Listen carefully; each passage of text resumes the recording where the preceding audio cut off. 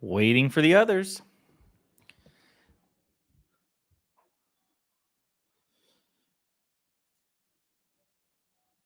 So far, I'm all by myself. All by myself. Don't want to be. There he is. What up, brother? Now I got to put my earbuds in. What's up, brother? How's everybody doing? What'd you say, buddy?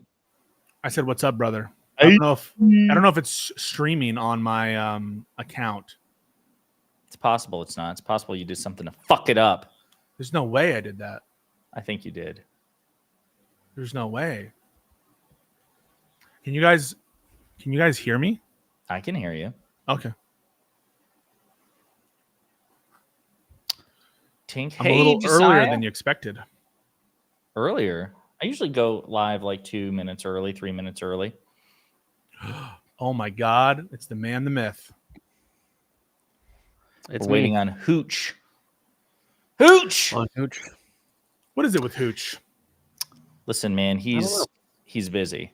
All right. Wait, He's got better things to do. I have the most delicious Adam and Stitch clip that I want to start with. Is that okay? Or but we gotta wait. We gotta wait for Hooch. I know. I definitely wait for Hutch because you have to include Hutch. I would never exclude Hutch. You need to understand. I tell you what we will start with. I just well, actually, I probably should wait for Hutch from this one too, because actual Justice Warrior, aka Sean, aka a guy who wakes up in cold sweats because somewhere there is a fantasy show with a black elf, and he just cannot abide that just keeps him up at night. He responded, he quote tweeted Hutch because Hutch pointed out that border crossings have been precipitously declining under President Biden since he, which for reasons that PeaceGo, I think, can adequately defend, are at the bare minimum judiciously risky, have been declining. And actual Justice Warrior was like, well, that's, then you shouldn't vote for Democrats then, because they could have taken those executive actions like 3.5 years ago. But the whole fucking point is that they are at best legally dubious, which is why Biden and Trump pushed repeatedly for Senate legislation at the southern border, because even Trump's EOs got repeatedly struck down by federal courts. It's the whole fucking point. So, God, no, I totally agree that it's unlawful to do, and I think that Biden should be condemned for doing something I think is illegal. So, I mean, this is one point where I vehemently disagree with Joe Biden's action, because I think it's clear that he doesn't have the authority to do what he did.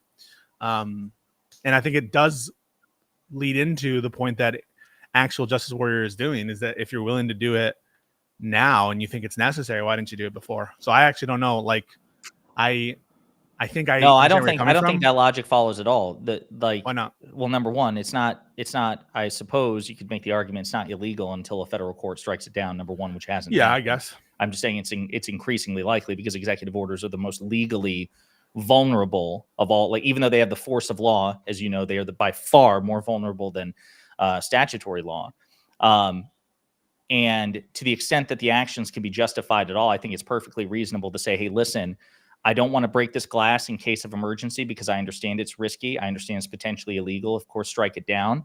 So I think that Biden was eminently, to the extent that Biden was justified at all, I think handling it the way he did was the most legally viable path. But again, I agree with you. I think the whole thing, I think at a bare minimum, they're risky. But AJW's point is vote for the Republicans who demagogued the issue in bad faith and cock-blocked a bipartisan border bill, which I also thought in a lot of ways was trash because it was pretty conservative, but cock-block a border bill just to demagogue the issue for campaign purposes. Don't reward the Democrats when they should have taken action 3.5 years ago. Instead, vote for the party that demagogues the issue in bad faith. Reward them instead, which is really stupid. I'll also say, speaking of AJW stupidity, I feel bad for the guy. Crime is his entire thing. True. And his entire shtick is unraveling because right now the statistics are overwhelming. The violent crime is declining, and he is having to come up with all kinds of creative cope. Well, there's only like 94% population coverage in the most recent crime data. Doesn't have 100%. And he's fucking lying about a lot of the shit too. He's like, they're only pulling like It's a new system of data that they're pulling. They're not using the old data, which was around for decades. And then I'll show them screenshots from the FBI's own website where they're like, yeah, we used SRS data as well for these UCR crime reports. And it's like, crime is not my area. I'm just some schmuck with Google, but I can make the point better than you. Like, I imagine that has to be humiliating for him. Like, this is the one, it's like, it would be like Econoboy beating you in a legal debate. You know what I'm saying? It's happened I don't want to before. say like whenever there's a like irrefutable proof of something, they just deny the facts. All of these numbers are correlated. Whether you think the FBI statistics are, you can't trust them inherently, they're all correlated and they're all pointing in the same direction. So now you're really pushing I don't know, national conspiracy that everyone is just trying to make the state of affairs look better for Harris when there's zero proof of that. And all he has are feels. And that's the same thing with the Alvin Bragg thing that he was saying in that debate you guys had. It's just par for the course, the election fraud nonsense. And so yeah. A lot of people try to bend over backwards to basically spin everything as being bad when the opposition's in power. Obviously, you see people on the left do this as well when Republicans are in office. Like, for instance, when Trump was in office, there were a lot of people that tried to pretend, they tried to say the economy was bad under Trump. It's like, guys, the economy's just like not that bad, pre-COVID, obviously, right? Like the economy's pretty good right now. And there's you could say certainly there are things about the economy that are bad at any given point in time, but you have to, there's a descriptive reality here that if you want any sort of, technical credibility, you have to be able to recognize these kind of things. And, for Sean to just cling on to this narrative of crime actually being this huge, incredible, awful problem. It's like, what are you doing, man? What are you doing? What did he tweet? Can you pull up the tweet at least while we're waiting for Hutchie? Yeah. Here, let me pull it over here real quick because I still have not heard from Hutch, but he connected his shit. So presumably he knew we were streaming. We're on his account on YouTube. So God, we could say anything right now. Yeah. Who needs him? Let's see. We are streaming on his account. So let's go. This is Hutch responding to somebody. Border crossings are down. Hutch says, not just down, way down below the spike Trump was confronted with in 2019. I don't understand why you jokers don't just look this stuff up. Sean quote tweeted, said, new talking point. They could have reduced crossings all along through executive action, but they ignored it for 3.5 years and pretended there was no issue until it became inconvenient. If you vote for them, you'll reward that attitude and get pre-campaign crossings again. So, again, I'll say, if you want to criticize the Democrats for quote unquote ignoring the issue or downplaying the issue at the southern border, I think there's a criticism to be made. They're perfectly valid.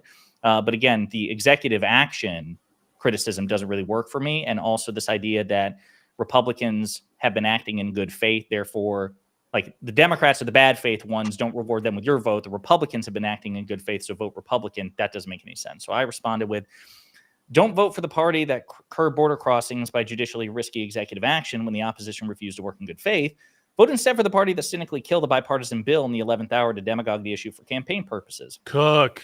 Yeah, and I think he responded, but I'm still like trying to get a hold of Hutch. We should think the Democrats are tougher on the border when they are the party who told illegals to surge the border and said illegally immigrating to the U.S. shouldn't be criminalized. What a shock that people surged the border and got paroled into the nation. Yeah, these people are delusional. I mean, like, it's obvious if you look at the numbers of like crossings that this is a trend that has been going up and existed during Trump's tenure, and that people aren't deciding to leave their countries based on these like debate quotes.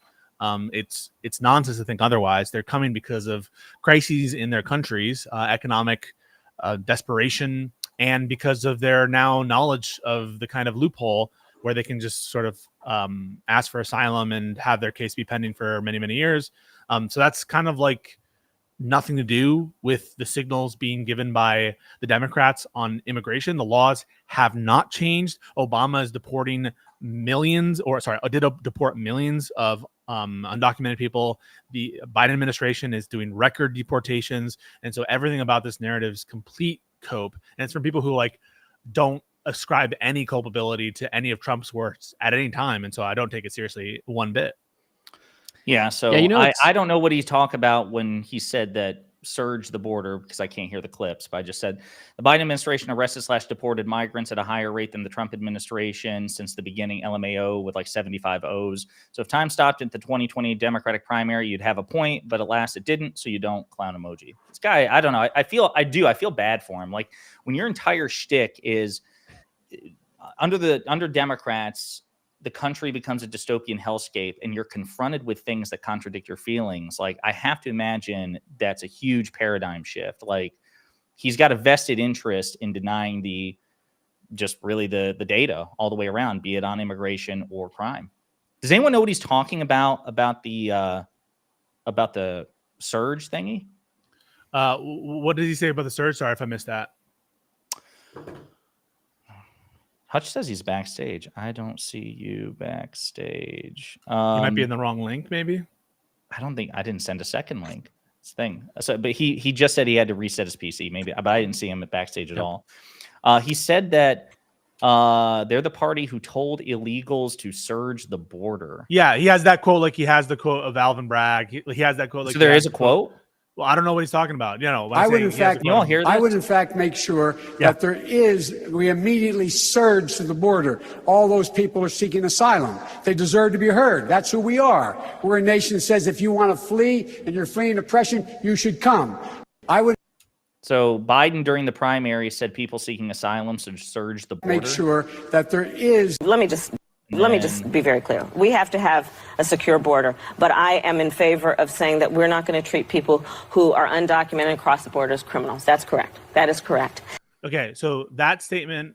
We immediately surge. I don't know if you can hear me or not. Yeah, I can. Yeah, we can hear you. This thing's automatic play. Go ahead. Sorry. Cool. Yeah, no worries. So on Biden's statements related to having people who have genuine claims of asylum surging to the border, bad quote from Joe Biden for sure.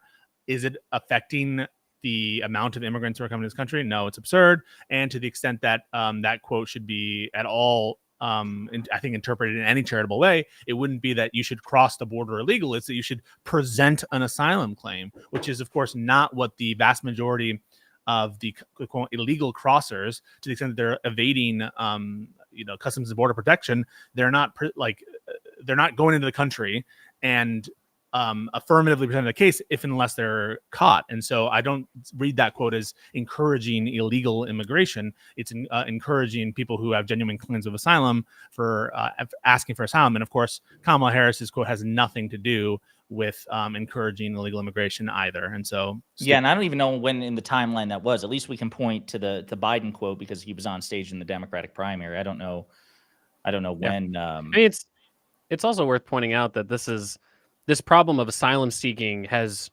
it's been a political issue in the entire Western world, essentially, right?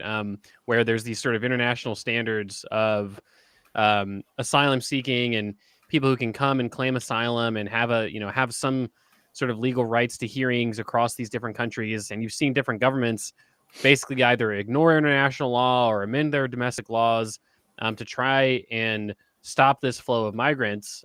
Whether you think that that's right or wrong, it's just clearly not like the Democrats did this and only America is like, this is like all these European countries, Australia, like all these countries are dealing with fundamentally the same problem, which is a lot of people realized that you can get into one of these developed countries in a much expedited process by just claiming asylum, instead of going through the points-based systems, the lotteries, the refugee status, all these other ways that you might be able to immigrate to a developed country. A couple of things. So Hutch says his modem is giving him issues. He's trying to fuck with it. And the good fight is calling Pisco out. Coward Pisco refusing to engage on Rob's stream. Stay in your. What are you talking about? So I just responded to a tweet which said essentially the same thing. It's one of the most preposterous things ever. I debate Rob all the time. I'm not scared at all. We also had him on his stupid fucks. Well, that guy might be joking. That guy, I'm sorry. That guy might be trolling, like joking. Oh, no, but yeah. I just responded to an actual person whose name is, I don't know, Notice Spiracy. I don't know what it is. I've debated him on Jamal Bowman. I've debated him on his Russiagate bullshit. I've debated him on his conspiracy bullshit. I have no problem at all debating Rob whatsoever. I've never been scared of Rob or any of his talking points. And so you're just coping because I crush Rob every time we do talk. I have one-on-one conversations. I have it where he has all the power. I have it where he has a favorable moderator and Andrew Wilson. And so, yeah, you're just coping because I'm way better than Rob. He knows it. That lamp behind Pisco is actually made from the spine when he ripped it out proverbially. Yeah, I mean, like, you can ask Rob. Go ahead, sorry. Pisco had to learn how alarm systems indoors worked. He had to look that information up. Yes, and read a delayed reports on egress door. I had to read the report on Bowman that shows conclusively that he was aware that there was no official proceeding happening at the time of the pulling of the alarm. In fact, that the chambers had all closed at that point. They were just going to a Democratic meeting. And so there's no possibility that Jamal Bowman was intending to obstruct any official proceeding. In fact, we have the text messages that he responded to where he's acknowledging that. I'm sorry, I got to interrupt you because Hutch, yes, you are live because you successfully connected your streams to this restream event. So as soon as we went live, your channels went live too. That's why I'm kind of confused what's going on. No, so that doesn't speak to his internet. That's us transmitting to his accounts. There he is. Oh, we have him. Hey, Hutch, what's up, the baby? big man. Oh, Hutch. Hey, the big what's man. up, baby? How you doing? Can you hear us? We can do the reaction again. Testing. Yeah. He's fucking Hutch. I can't believe believe it. What's up, Here. Yeah. Big man. Wait, am I live right now? Yeah, because you're connected to Jesus Christ, to Hutch. the restream. So as soon as How we many went times live- do we have to tell you? You're live on your accounts. Wait, I did not know that that's how this worked. Yeah. You didn't know how the restream worked? Yeah, because like before I would only do it on Twitch, and so I would join and I would still be live through OBS. Oh, I don't know how that. I don't know how that interacts. Yeah, now that I was scared. I just turned off the OBS because I didn't want to mess with the dueling things. And I don't use OBS at all for this sort of thing. It's purely browser based for me. So I only use OBS for like my normie. Content. Can you believe this guy talked to U.S. Rep? Who did you talk to? Listen, Senator, who have I not talked White House, to, sir? Talking to all kinds of famous people. Stop it! I'm talking to the three most famous people right now. The three best, the best there is. The best there ever was. Hutchie, it's so good to have you. It's not right without Hutch. No, it's not. It's incomplete. What's up, guys? Sorry about that. No, it's okay. Listen, there's a lot of news going on. Your ears must have been burning because while we were waiting on you, we were shit talking AJW because I jumped in. Like he responded to you when you were refuting some sort of MAGA moron. Oh, did he respond? Yeah, he quote tweeted you, and then I quote tweeted him, and now he and I are in a back and forth. But yeah, yeah, they just don't want to acknowledge that COVID was a big deal. I feel like that's like the gist of it. They don't want to acknowledge that thousands of people were dying, hospitals were overwhelmed. They just don't care. Mass graves in New York. Yeah. Unbelievable. What's weird is how conservatives and centrists like divvy up COVID. It's fascinating. So obviously the height of COVID happened in Trump's fourth year. So Trump is responsible for nothing bad that happened on his watch, nothing. But Biden is 100% responsible for the consequences of COVID with which he has been dealing for the bulk of his administration. You see how that works? Like it's interesting, that decision tree making model. Presidents are responsible for managing crises, and if they fail, it's on them, unless you're a Republican. And then it's like, well, I mean, what are you gonna do? You know, so it's fascinating shit. Oh, he responded about the immigration thing. Yeah, the border thing, not COVID, but since you brought it up, and then so I assume you guys were talking about the briefing, the Jack Smith briefing. No, we're gonna get to that, but first, it is something. But yeah, Pisco had some petty stream drama he wanted to deal with first. Well, it's apropos of stuff that's happening, and viewer discretion is advised, because if you are like traumatized by a breakup or by like domestic sort of shouting and stuff like that, this might be upset. This, of course, of Stitch and Adam. And so I just want to warn people who have those kind of traumatic memories that, use your discretion when viewing this clip. All right, here we go. Oh, wait. It might help if we actually have audio. Watch this clip. This is great. All right, let's try the audio version. That was the silent film version. Now we have full audio. Brace yourselves. say J.D. Vance was lying. They're going to say, look, he's telling the truth here. That shouldn't be the law. I mean, technically they are.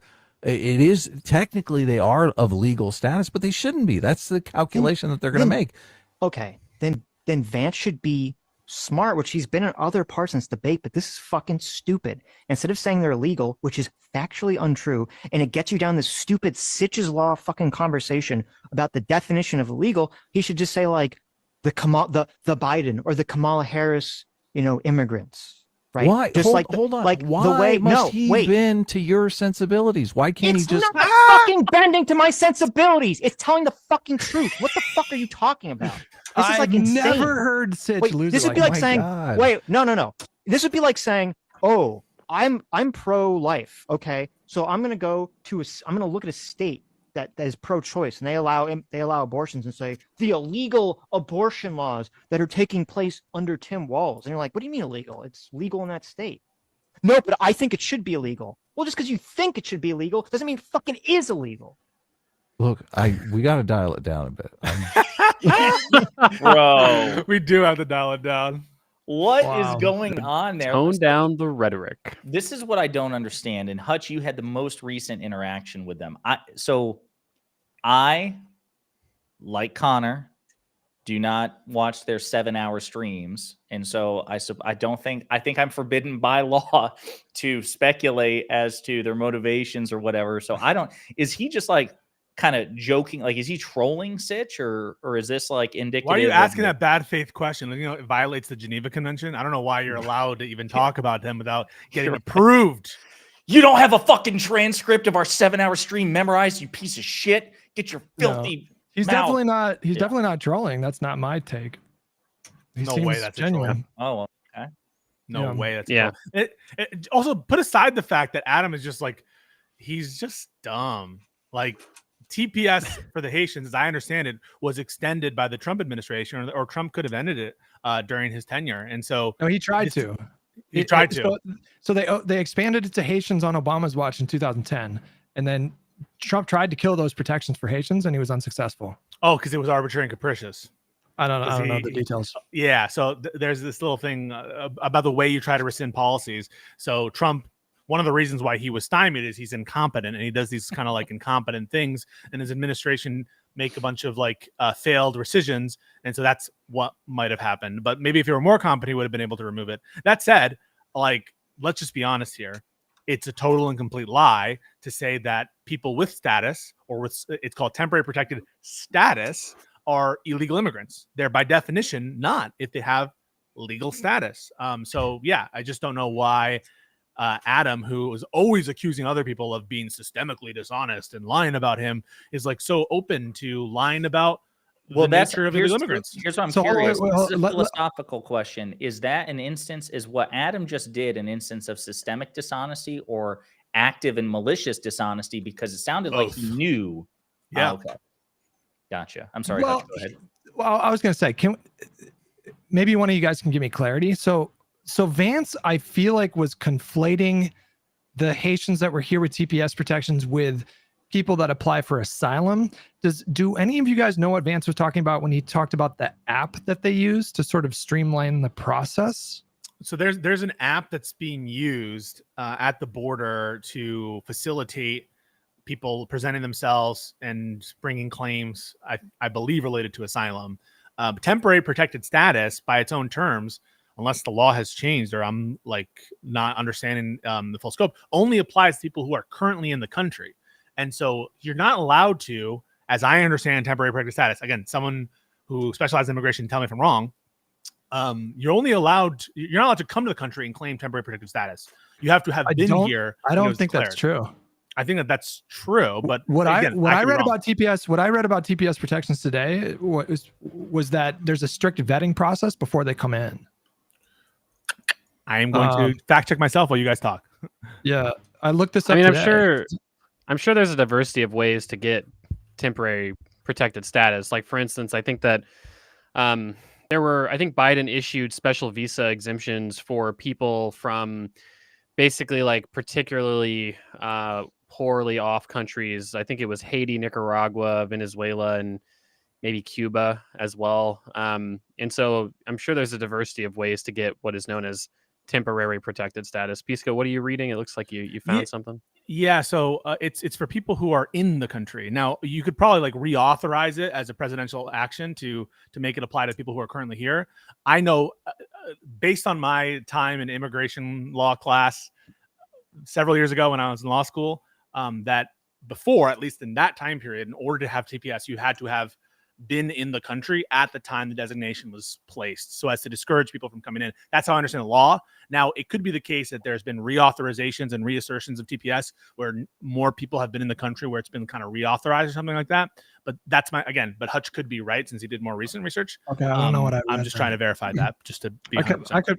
You're the one that you're the lawyer, so I'm going to defer to you on this one. But I must have mistaken something that I read before. Speaking of JD Vance, I know that we did Josiah, Pisco, and I, we did a bit of a roundup. It was first just Pisco and I on one of his Twitter spaces. Then it was Josiah, Pisco, Destiny, and I on Destiny's stream. But Hutch, you weren't there. Hutch, what did you think about the JD Vance, Tim Walz debate?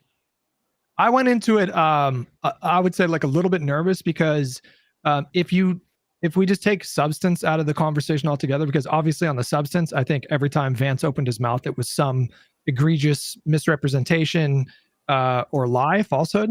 But he presents himself well in this kind of a setting. I think he was obviously way more comfortable than Walz was. I was a little nervous in the beginning because Walz was for sure nervous, definitely for that first opening question. But these are human beings. And so I just assumed that he had adrenaline coursing through his veins. And I expected that he would sort of land that plane because it was reported that he did a ton of prep. It was reported that he was doing prep with Pete until like late night sessions. And so I had faith that he would sort of like let the jitters sort of pass. And I think that's what happened, especially after he came back from the break. He looked way more comfortable after the first break. And I think he did a good job. But I think both of them, and tell me if you guys disagree, I think both of them probably satisfied the goals that they had individually going into this thing.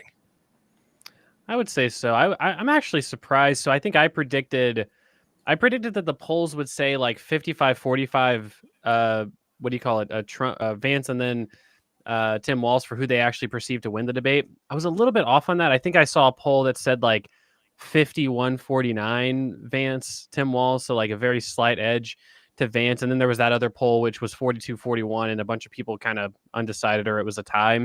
And so a very even debate by public perception. Now, what was very interesting, the most interesting polling, I've seen two separate polls that speak to this, was the difference in favorability from before and after the debate. That was some crazy numbers. It was like Walz was, he enters the debate +5, he leaves +15 in terms of favorability. JD enters the debate -15, he leaves -2. Like huge changes. They both gained a lot of favorability. And Walz, even though by maybe most sort of analytical accounts, like, most accounts seem to say that Tim Walz had a disappointing debate performance. Not that it was terrible, but it just was below expectations. Even though that seemed to be the case amongst analysts' opinion, people who actually, just regular people who watched it, seemed to come away thinking, man, I really like that guy, which is kind of interesting. Yeah, his approval rating right now is, I think, over 60% according to a CBS YouGov poll, and Vance at the moment is still like in the low 40s. So the asymmetry is still staggering, and that's something. At the end of the day, I just don't think that Vance is ever going to close that gap in time for the election, and probably not within an infinite measure of time either. I mean, to be fair, he went from being a liability to being actually more popular than Donald Trump. Like, he has a better favorability rating than Donald Trump. It's still negative, but it's less negative than Donald Trump, if I understand it correctly. So it's important to clarify that that's only for people who saw the debate. I don't know if his overall approval. True. We won't know that until next week. And so I don't know what the ratings were, but I'm gonna guess it was that's like 20 million, maybe. I don't know. But what I was gonna say was, like, I think the reason why we saw both of them see their approval numbers go up like 20 points, and I think you guys will agree. I think it's because there are a lot of Americans who are really tired of like how ugly politics are. And I think that as much as I loathe Vance, I actually liked seeing them be nice to each other. And I actually think that that's really good for democracy. And I feel like if we can sort of inch closer to that again, then things will be better. Yeah, I've got something, unfortunately, to burst your bubble there. I mean, I agree with you in principle, but unfortunately, the niceties did not last particularly long. But before we get into that, since Pisco sent me this link, go ahead, Pisco. Yeah, Control F aliens eligible. And thank you, Hutch. I think it's important for us to say correct things, and so I appreciate the opportunity to do that. So if you read, this is the law that establishes temporary protected status. It says, subject to paragraph sub 3, an alien who is a national of a state designated, that is like the countries that are affected by TPS, or in the case of an alien having no nationality, is a person who last habitually resided in such a designated state, meets the requirement of this paragraph only if sub 1, the alien has been continuously physically present in the United States since the effective date of the most recent designation of that state. So statutorily, you are required to be continuously physically present at the time the designation is made. So it's not this kind of like you go to apply for TPS. It's when the designation was made, you have been physically present since that time. And so to the extent that he's talking about an app, I assume that that's referencing the app that was made for asylum. But thank you for the opportunity to clarify. Yeah, the CBP One app, maybe. Yeah, I think that's right. Let me find this thing here real quick because I was actually kind of stunned. So I'll be honest with you, I was surprised that Vance went with such an affable approach. I guess I shouldn't be in hindsight, but I expected that he would double down on his dickishness during the debate. But I imagine he was probably thinking, fuck, I'm already losing points on this. This is already a deficit for me. I don't want to get into a pissing contest with somebody who is seen as, much more popular than me. And I'm not surprised at all that Walz didn't go down that road. Number one, because he seems like a genuinely nice guy. Number two, he has his own misstatements and baggage in that respect. But there was a thing here, and I was looking at it on my Twitter feed, and now I can't. Okay, I found it. Sorry, I found it. Hang on one second. Let's see if you guys can hear the audio. I do want to clarify what I meant, by the way. Sure. Yeah. But no, I don't think you meant that that Walz or that Vance was going to do an about face. I just think it's important to point out that lasted for the debate. So in case anybody in the audience is watching thinking, damn, all right, JD Vance is really chill. All right, I can fuck with him. He's calmed down. He's turned over a new leaf. He has not. This is from a rally earlier today. Now, it's funny because, we did this debate, and then I talked to the president afterwards, and we talked a little bit about, what actually happened, and, some of the points that I made, some of the points that Governor Walz made. And he made this observation. He said that Tim Walz said that he was friends with school shooters twice. And that's something I actually didn't notice, that Tim Walz had said that on the debate stage. And I said, did he really say that, sir? And he said, I'm telling you, man, go and watch the clips. He said he was friends with school shooters twice. I think he said it once. Probably only the third or fourth dumbest comment Tim Walz made that night then. Yeah, so he's already back to, this person's dumb, and they said dumb. Like it was nothing but artifice in the most cynical way. Look, yes. So yeah, like obviously JD Vance is an unscrupulous, opportunistic, soulless scumbag. So I just want to reaffirm that, just to be clear. But I'm saying optically, I think for the median sort of normie voter, I think it's good that they see, at least during the debate, some sort of level of civility. Because how many people are going to see this rally appearance from Vance, by the way? Probably relatively few. Certainly compared to a VP debate. I like what it represented. Not that I found JD Vance's overtures to be genuine. No, I understand that. I know you understand that. I want to make sure the audience understands that he was full of shit. You know better, and I know you weren't claiming that, but I think we see it in focus groups. They're like, wow, JD Vance really humanized himself. No, that we don't want people walking away with that impression, because clearly he's not. I know you get that, but unfortunately, I think he deceived successfully a lot of people precisely because nobody's going to see that goddamn rally. They did see the debate. So mission accomplished, I guess, for JD. I know Mehdi Hassan, when he reviewed the debate, he was really upset that Governor Walz did not attack more. And as somebody who usually likes aggressive Democrats, I don't know if I agree with that. I think, and I'll be interested to hear what you guys have to say, I think it probably was best that Walz maintained his aw shucks dad disposition. And I don't know. And I also don't think he had the composure to be on the aggression or like to be on the aggressive offensive anyway. So what do you guys think? I think it's a tightrope to walk. I wanted him to be a little bit more aggressive. I do agree overall, Josiah, that and I think it's been reflected that his likability improved after the debate because of the kind of aw shucks thing. And I think that's a genuine thing of his. And so it's not like something he needs to turn on like Vance. I wish that he would have walked that fine line a little bit more. I think you can still have that attitude, but be a little bit more targeted, not necessarily to Vance, but to Trump. And I think that one thing that Vance did effectively was invoking Joe Biden and those policies. And I think that we could have afforded to have Walz sort of bring up the negativity around Trump in a more targeted fashions. I think specifically the first answer to January 6th and democracy thing, I didn't quite like. He picked it up definitely with that second answer and where he asked the question. I thought that was excellent. But yeah, in general, I think that there was maybe a little bit too much agreeability and that he could have afforded to be a little bit more pointed. But that's just my take because that's what I prefer. So I could be totally misreading the you electorate. Like aggressive debaters? You like aggressive debate? Interesting. What about you, Econoboy? What do you think on that subject? Yeah, I think there's kind of a spectrum here. So I think that I would say like you could look at maybe Cenk Uygur as an example of like an overly aggressive debater. Like he seems to devolve into just shouting matches. I would say just a little too often. Now it's not to say he's brutalized him with bombs.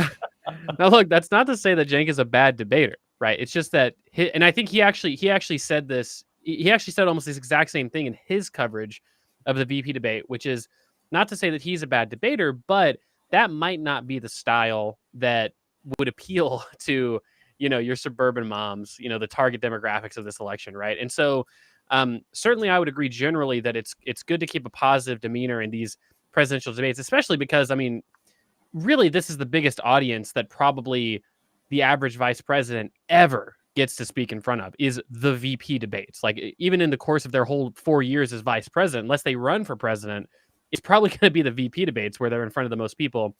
Now, I would agree with Peaceco. There's ways I think that you can poke at JD Vance a little bit more and make a pointed message, but also make it in a respectful way. Like, for instance, one of the things that I think is just like free reign open for criticism is Republicans constantly sort of, waving their arms at populist economic messaging.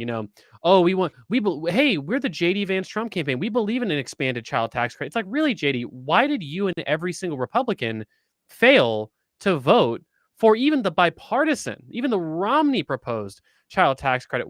Why is that the case, right? Oh, you believe in family leave. Have you introduced a family leave bill? Has any Republican done that? Did you support the Democrats when they tried to do that? The answer is no to those questions, right? All of these things, right? It's just complete lip service. These guys can barely elect a speaker, much less actually get good progressive economic legislation done. And so I think there's ways to poke at his record a little bit more. I think, unfortunately, the main takeaway from like your average sort of marginally attached, like not really high information voter is, oh, that JD guy seems pretty level-headed when he's really the least level-headed guy who could be picked as VP. And I think one addendum to that real quick. Oh, sorry, go ahead. I was going to say the last thing that I think that's reflected in one of the most clippable moments at the end of the debate where he doesn't commit to the idea that Trump lost the election. He dodges the question on supporting the fake elector scheme. And that's kind of make the round in Democratic circles and in certain focus groups that I've seen. That was actually the answer that seemed to tilt some people away from Vance. And I think that essentially Tim Walz could have been more proactive in pointing things like that out. And that was one of his strongest moments when he did exactly that. He just questioned the record of JD Vance, put a question to him, and of course he has to flounder around it. So let's go to Peaceco for that quick addendum, and then Hutch, because I want to hear what Hutch has to say about Walz's overall disposition. Just real quick, I think authenticity shows. It's hard to, like, for me, it's hard for me not to be myself. It's hard for Josiah not to be himself. I think people can feel when people are like being inauthentic. And so that's one of the reasons why I don't think that we're going to see a humongous jump in JD Vance's favorables because I don't think it reflects who he is, and I think people can sense that.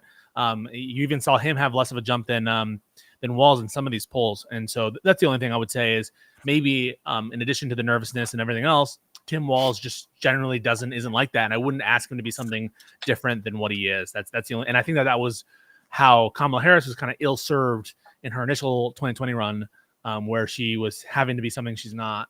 So that's the only addendum I would add, and I think join with Econoboy in saying that maybe I would approach it differently, but ultimately I'm not sure how much this will be affecting people's perceptions of the race generally. What about you, Hutch? What do you think of his overall disposition? I thought it was smart, and here's why. So I think with VP debates, they don't matter. I don't think any vote in the history of ever has ever been swayed because of a VP debate. And so I feel like both candidates probably went in with a game plan of like almost like the Hippocratic Oath, just first do no harm. Just don't do any harm. Just like get through the debate, don't do any harm. I think it's obvious that Walz, he's not like a Twitter debate lord guy. And Vance is. One thing that Republicans are really good at, it's like they all get on the same message. They have no scruples about just blatantly lying. So if you accuse them of something, they will come back and turn around and accuse you of something. Like Vance, for example, accused him of signing an abortion law, abortion bill into law that, made it okay to murder babies that were the product of a botched abortion. This is not true. Right. When you look at the law, it's infanticide in all 50 states. If you don't do anything to take care of a baby after it's born, no matter what the circumstances, in every single state, it's illegal to just poke the baby with a knife or just let it die. Like you have to give the baby care in every single state. I think the law, I don't have it in front of me, and I don't want to misspeak. So Hutch, correct me if I'm wrong, but the law mandates that I think they're called born alive abortion, born alive fetuses. The law mandates that they be given the appropriate medical attention. Now, correct me if I'm wrong. This is where it kind of gets tricky. I want to make sure I phrase this right. Isn't it possible for the parent of a born alive fetus, if the baby is going to have this really suffering, prolonged, it's non-viable, it can't be saved, it's just palliative care. Yeah, they can go to palliative care. Right. Yes. So you're not obligated to keep a baby with extreme deformities on life support, for example. So but I think that Walz and Pete probably prepped his strategy around sort of what he's comfortable with and what he's not comfortable with. So I actually think that it was smart of him to use his time to basically just talk shit about Donald Trump. He went after Vance personally, I think 2 or 3 times, but basically in every single answer, he immediately started talking about bad Trump policies, failures during the Trump administration. Yeah. And then I think it was really effective for him to land that, do you think that Trump lost the election in 2020 right before the debate ended? We all know that what people hear at the end of a debate is going to be the thing that sticks. I thought that was really effective. So I actually think he did a really good job. I think that he was aware of what he was comfortable with, what he was not comfortable with. I was really impressed with the fact that Vance actually interrupted him a couple times to try to throw him off, and it didn't work. He actually stayed on his game all 3 times that Vance tried to do that. And so, I think they took that strategy for really logical reasons. And I think it was the smart play. He's just not going to win in a debate lord fight with Vance. Right. It's just optically, he's just not going to win. Yeah. I should also say too, I will say it is important to know, just in case people forget, because of the nervousness, and Hutch touched on this. Governor Walz actually was kind of aggressive, certainly when it comes to Trump. At the very beginning, when the question was about foreign policy and Israel and Iran, Governor Walz made it a point to immediately pivot to pointed failures of Donald Trump directly when he was president of the United States. And so yes, was he chest thumping and was he the most relaxed on stage? No, but he did take shots when and where he could take them. And I agree with Hutch that he made it at the appropriate target. I think for a couple of reasons. Number one, because the vice president really doesn't matter. I mean, in the grand scheme of things. So you want to keep your eyes on the prize, which would be Trump. But also, I think had he taken personal shots at Vance, then Vance would have felt more comfortable or permitted to return fire to Walz and be like, you know what, let's talk about that stolen valor shit and whatever. Yeah. So I felt like because Vance was on the back foot in terms of likability, in terms of personal scandal, he wasn't going to make the first shot. He was probably hoping Walz would make that mistake and take a shot at him first. And because Walz never did, they never went down that tangent. There was no discussion about couches and cat ladies and stolen valor. I do want to ask you, though, before we go to the final question, obviously Governor Walz's worst moment by far was when they asked about his, late 80s trip to China. Maybe you all agree, maybe you all disagree. I can tell you, I thought the question was absolute bullshit and a classic example of false equivalence from the media. They're going to ask JD Vance about, hey, within the past 4 to 6 years, you've talked some mad shit about the guy you're now prostrating yourself before. But Governor Walz, we got to hit you with something. So 35 years ago, you kind of fucked up a timeline. Something happened in June and you were actually there in August. What do you think about that? Like they're trying to portray him like he's George Santos. Like he's just just making up biographical facts about himself on a regular. Oh, he stolen valor. He wasn't actually in, Tiananmen Square, these kind of things. And it's like, guys, like, I don't know, man. If you asked me, hey, what were you doing 20 years ago at Convoy? I'd be like, I don't know. It would have been a little bit difficult, even contemporarily. It's hard to remember exactly, what week were you at a certain place at a certain time? I don't know. I mean, I just don't really take that to be that big of a deal. Certainly politicians are oftentimes guilty of like inflating their own importance. I recall Newt Gingrich, he got criticized for saying that he was close friends with Ronald Reagan when he was in Congress. And I think I want to say that he got fact checked in a debate where it was like, Newt Gingrich, you say you were really close with Ronald Reagan during the Reagan administration. When Reagan wrote an autobiography, you were mentioned once and it was to insult you or something like that, right? And it's like, come the fuck on, Newt Gingrich, shut the fuck up, right?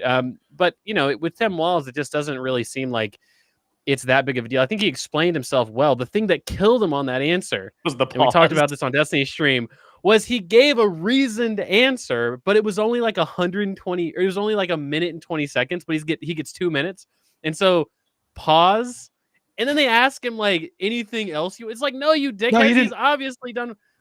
They didn't even ask him a question. He just paused 3 seconds and then picked up speaking. Yeah, so he psyched himself into it. He bullied himself into it. Yeah. I just see that's how bad my memory is. I want to start by saying that he messed that up. He should have just been like, the American people don't care about some mix-up or misstatement that I said whatever amount of years ago. If I said it, then I'm sorry. I did not intentionally lie. I misspoke. But that's something I said 35 years ago. I don't remember all the details of it. Meanwhile, you have my opponent. This is what I would say. I know that he's a nice guy, so he can't do this. He literally, and you just said it, moderator, called Donald Trump Hitler. Can you ask him a follow-up about what he meant by that and when exactly he went from thinking he's Hitler into thinking he's not Hitler? You know what? I actually don't listen, I've seen Vance do a lot of interviews and I've seen him answer this question 1,000 times. He knows how to answer that question in a way to like move past it really quickly. So sure. I just, I don't think it would have made the difference because I agree with you, Hutch, that he's good. He's not like a dumb guy. He's good at all providing answers and redirecting in a way that I think any debate lord would be proud of.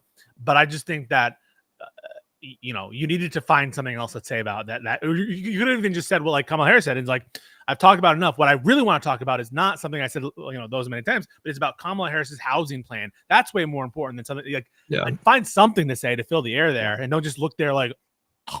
That said, I love all those memes. I think he should lean into them. I do think that the chances that Vance becomes the Republican nominee in 2028 probably went way up after last night's debate. Sure. Yeah. 0% chance. I bet infinite. I bet infinite dollars. It's not JD. Like we can talk about that. I was going to say the last thing. Vance or Walz? No, Vance in 2028. I don't think so. Vance.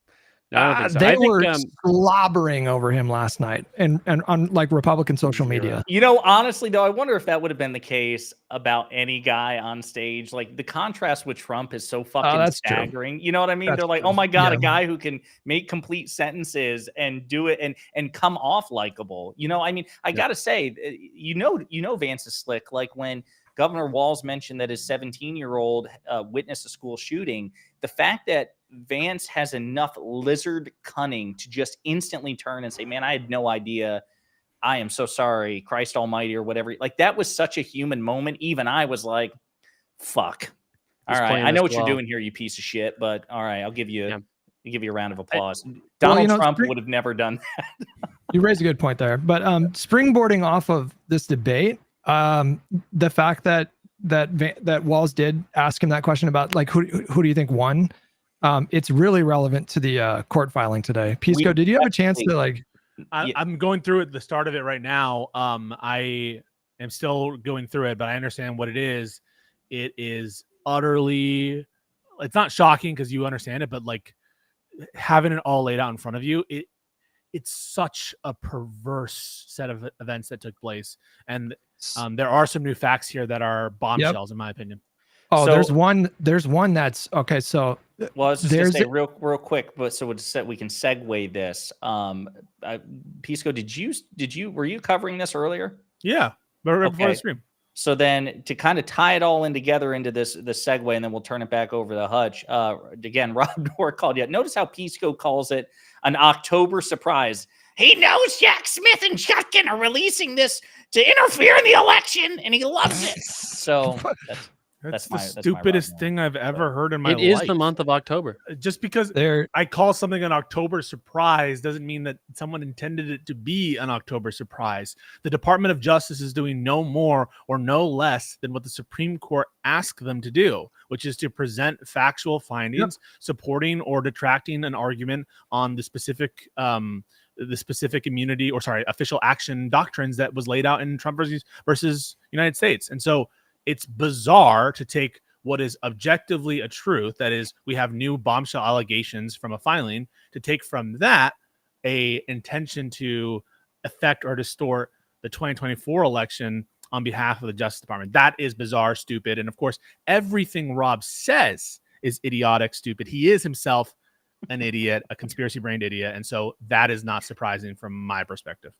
So there were two real juicy morsels. I'm sure as more legal minds pour over this brief, the sort of more juicy stuff will rise to the top. And so I'll be checking Twitter later tonight to see what's going on. But what's the juicy stuff, Hutch? Lay it on us, baby. There were two really juicy morsels. So they have Smith has a direct witness to Donald Trump telling his family and other people in his orbit before the election, it doesn't matter if we win or lose, we're still going to fight. So that is really damning. That's like evidence of premeditated intent to just fraudulently claim victory. There was also an instance in the briefing that described one of Trump's lawyers who was fighting in Michigan, I believe. And somebody told the lawyer, like, listen, we don't want this to get out of hand. Otherwise, we may have something like the Brooks Brothers riot in 2000 in Florida. There was an instance in Florida where there was actual violence that took place at a location where people were counting the votes.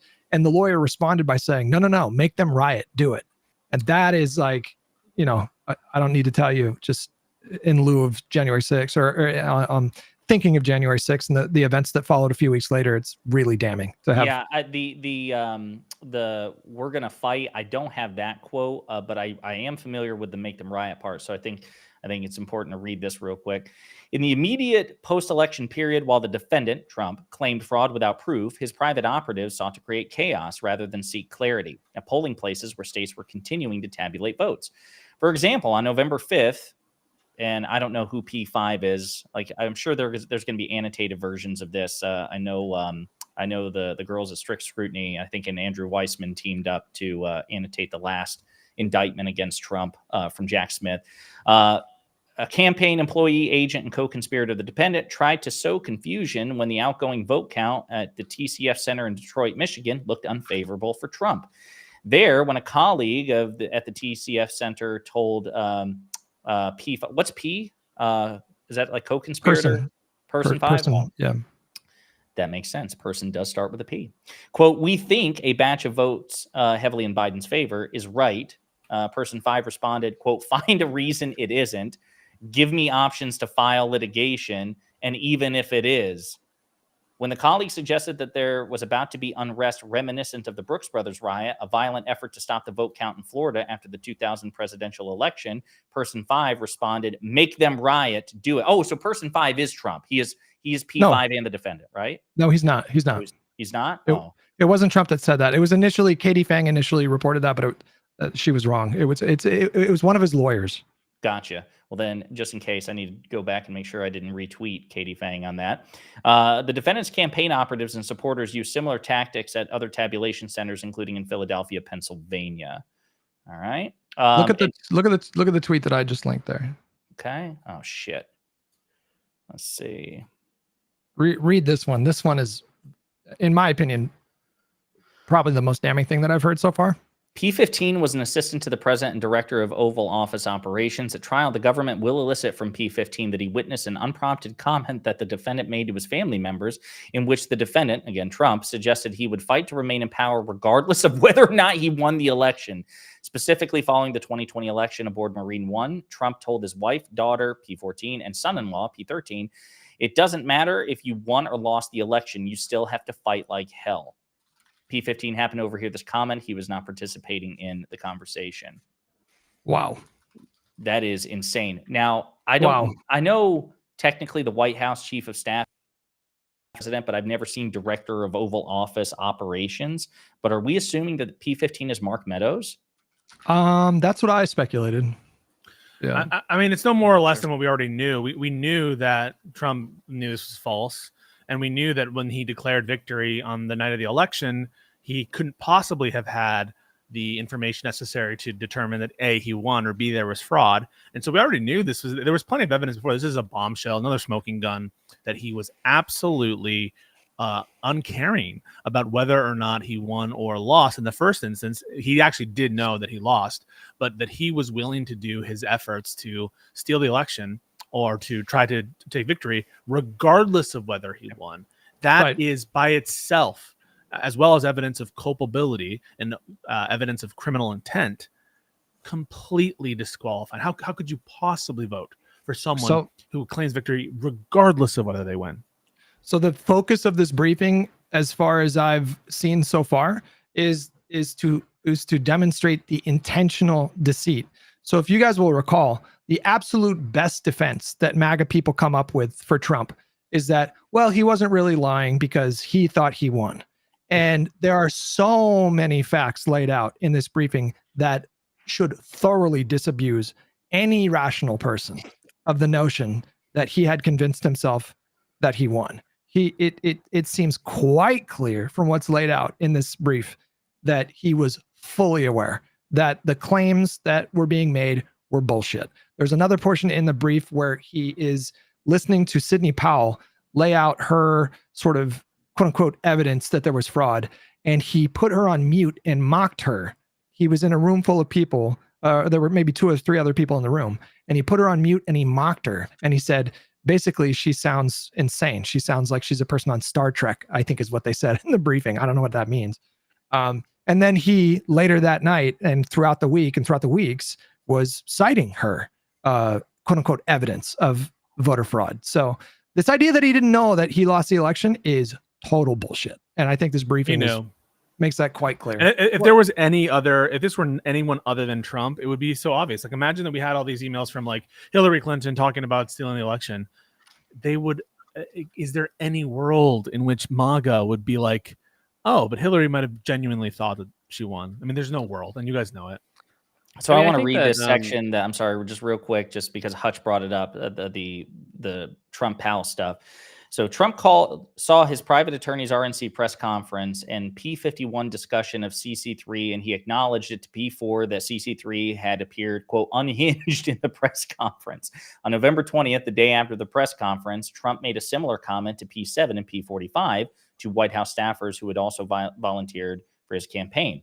In casual conversation after another meeting had ended, Trump told P7 and P45 that P51 had, quote, eviscerated or, quote, destroyed CC3. And I assume CC3 is Sidney Powell. Trump had a call with CC3 on speakerphone while P1 and P45 listened in and mentioned the P51 segment to CC3, again, who I assume is Sidney Powell. While Powell responded, Trump placed the call on mute and to P7 and P45 mocked and laughed at Powell and called her claims crazy and made a reference to the science fiction series Star Trek when describing her allegations. In the same time period, when P9 told Trump that CC3's claims were unreliable and should not be included in lawsuits, the defendant agreed that he had not seen anything to substantiate Powell's allegations. And then he went on and he broadcast them and he tried presenting them as evidence and he tried. Yes. So think about the bad faith there. Think about the smoking gun that is. Yeah. He's multiple witnesses have him, and this is not hearsay because it's an opposing party statement, and so this is absolutely introduced as substantive evidence, not hearsay. You have multiple people attesting to a conversation where he is ridiculing the factual accuracy of the claims that Sidney Powell is stating, and obviously indicating that he does not believe them, and then using those very same claims as substantive evidence to push forward his election theft. It's even How worse is that than not that. a smoking fucking gun? It's even worse than that. So there was another part in the briefing where somebody ran into the dining room when Trump was sitting there scrolling through Twitter and watching the events of January 6th play out live on Fox News, and they informed him that they had to evacuate Pence from the Senate chambers. And his answer to that was, so what? And it gets even worse than that. So like, it's laid out in this brief that he for sure knew that these claims of voter fraud were bullshit. He knew that there was nothing to substantiate any of these claims in any of these states. And he still attacked these state officials on using his Twitter account, knowing that it would result in them getting death threats. It is obvious that he was banking on his own supporters, terrorizing these Republican state officials, and potentially that would lead to them sort of, quote unquote, making the right decision, i.e. violating their oaths of office and throwing out millions of votes. He had no regard for the personal safety, not only of these Republican officials in various states, but their families. These people got death threats with their addresses and the location of their family. And Trump knew about this. Not only did he not care, that was the point. It was the whole point of him doing that. Upon receiving a phone call alerting him that Pence had been taken to a secure location, P15 rushed to the dining room to inform Trump that in hopes that Trump would take action to ensure Pence's safety. Instead, after P15 delivered the news, Trump looked at him and said only, so what?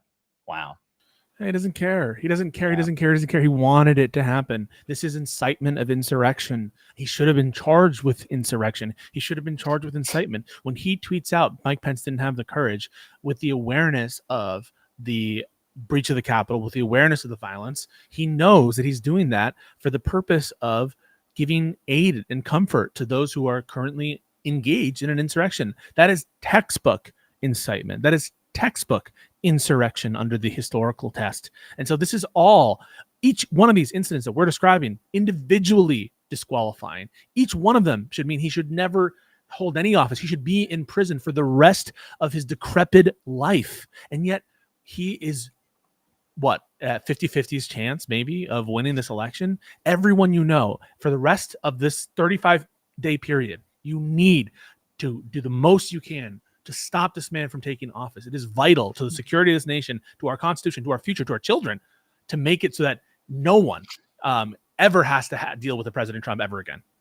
Yeah, this shit's bonkers. I mean, obviously, I haven't been able to read through it. I think I got through the first 3 pages and then had to go do other things. But I do appreciate that Judge Chutkan made this public. I know that Donald Trump is obvious. He's already shouting about it on Truth Social that this is election interference, as I know MAGA Republicans are wont to do. But yeah, this is really staggering shit. And, the other thing, going back to something Hutch said earlier, the cope that we've been getting is that Trump sincerely believed that there was election fraud. And all the evidence to the contrary notwithstanding, part of the reason that this is so unsatisfying for me, and it's still an indictment of their entire worldview, is if Trump believed that, even if Trump sincerely believed that, that in and of itself is disqualifying. That means he's so fucking deluded that he should require not only should he require Secret Service protection, he should require constant adult supervision. Like they should have power of attorney over him because he's manifestly unfit to be president. That would make him objectively. I know I love using this phrase a lot because I feel it in my bones. It would make him objectively, cognitively, and intellectually inferior to any Democrat who has ever lived. 100%. If he genuinely believes that. So it's like, no matter what road you go down in terms of the fork, it ends up at the same destination, which is that this man is objectively unfit to be president of the United States. If your excuse is that he genuinely believed this, in a way, it's more disqualifying because that truly means that he has lost his fucking mind and he could do anything. If what you're telling me is every single one of his advisors could say that tree is not, that's not a tree, that's not a dog that you're looking at, this is a verifiable DNA test, that this is in fact a dog or whatever this the blatant material fact is, and he could reject objective reality, that means that it's even more of a reason not to let this guy within a whisker of the fucking Oval Office. Conboy, do you have something to say? Yeah, I mean, it's just worth noting as well that even before this, right? I mean, we have to keep in mind like this is a bombshell in some regards, but even before this, right? It was pretty much enough just to look at the facts of what happened and say that this was already obviously clearly disqualifying. I mean, because again, the fake elector scheme, like mechanically, what is that? Like, what is the precedent that's set if that were to actually have gone through? The precedent that's to set is that the vice president can just choose how to count the electoral votes however he or she wants, right? Or he has the power to just allow the House to elect the president on a per state vote basis, which is to say each House delegation gets to decide who the president is. And I guess, subsequently the Senate would decide who the vice president is. That's insane, right? That's basically just saying one person has the power to nullify hundreds of millions of votes and basically choose a different way to elect our president, when of course it seems like the spirit of the law and the Constitution is that the only reason that would happen would be if the Electoral College legitimately does not have someone who has a majority of the electoral votes. And so even our topsy-turvy, wacky, terrible election system, it is at the very least a reasonably clear set of rules and obligations for candidates and people who need to set those institutions up. And again, that's what Trump tried to do even before we knew about all these surrounding facts. That's why he genuinely believes this argument was always so stupid because, well, if he genuinely believes that argument, he just genuinely doesn't believe in a democratic process, right? I mean, at least not our democratic process. And that's what this, every January 6th debate has to be grounded in the fundamental mechanical reality, which was Trump wanted millions of people's votes to be thrown out. He wanted to commit voter fraud at a scale that this nation's never seen before. It's illegals voting. When you have fake electors, that's illegals voting. It's invalid voters voting. Good way to put it. And the precedent, some people will bring up, I think, this obscure case, I think in the 1960 presidential election, where I believe it was Hawaii that sent in two states of election. The only reason that state sent in two different states of electors, right? So they had, one count for one candidate, one for another, was because there was genuinely a lack of clarity as to who won that state in that election. They had to wait to fully count the votes. This just isn't analogous at all. This has never happened before in American history. Yeah, that was an instance of genuine alternative slate of electors because the matter had not been adjudicated yet. It had not been settled. And Vice President Nixon presided over his own goddamn defeat. Richard Nixon presided over his own defeat, which is also illustrative of how so much more corrupt Donald Trump is than the poster boy of presidential corruption, Richard Nixon. I should also say, just got the last point on Nixon since I mentioned his name, was that during a recent Senate judiciary hearing, I think that I referenced in last week's Live and Learn, there was a prosecutor involved in the Watergate prosecutions who said, just FYI, if Trump v. United States had been decided prior to Watergate, President Nixon would not have resigned. So anyway, just throwing that out there. Yeah. I was just going to say, anecdotally, from what I've observed, you're absolutely right, Econoboy, that everything that we already knew in the public square as a result of public filings, the January 6th Select Subcommittee, media reporting was already incredibly damning. The issue, I think, with the whole scheme leading up to January 6th is that there are a lot of moving parts, and it's kind of difficult to explain it in a concise way to sort of like the median voter. It's kind of one of the reasons why the first impeachment didn't turn Donald Trump's unfavorables to like 70%, even though it just egregiously blackmailed Zelensky to try to get dirt on a political opponent. So that is really the challenge. And, you know, it was really kind of interesting to watch Destiny do his focus group. Did you guys watch that he did with the, yeah. So I actually thought he did a really good job, but it took him like 4 hours to explain the January 6th, all the false elector scheme to these 4 YouTubers. And I think they represent sort of like the average voter in this country. And so hopefully there are enough like real bombshell stuff or real bombshell revelations in this briefing that can go viral in the next 2 weeks and people can kind of see it in a more condensed fashion. I think just the very idea that he said, like, it doesn't matter if you win or lose, we're going to fight is patently insane. And I think like the median voter is going to hear that and go, what? Excuse me? What do you mean? This is where Steven it's interesting too, because I remember asking him this, if he almost feels like he missed the boat on this, just because of the timeline, because obviously this happened almost nearly 4 years ago. But Steven has a real opportunity here, because I know he's working on this project. I think the whole point is to do like a 15-minute digestible video going into why January 6th disqualifies Donald Trump in an entertaining way. And so I hope he incorporates whatever new information can be gleaned from this. What is this, an indictment? What is this? A brief, an indictment? A motion to comply with the ruling, and this is one of the reasons why Rob's statement to me is like ridiculous. They're complying with what the Supreme Court wanted, which is a factual, evidentiary based analysis to apply the sort of asylum immunity doctrines that were developed in that case. Gotcha. I just want to say one word about the Trump versus Hawaii thing. The Hawaii quote unquote precedent electors thing. You, for all the reasons that Econoboy and Hutch and Josiah laid out, you should absolutely distinguish those two things.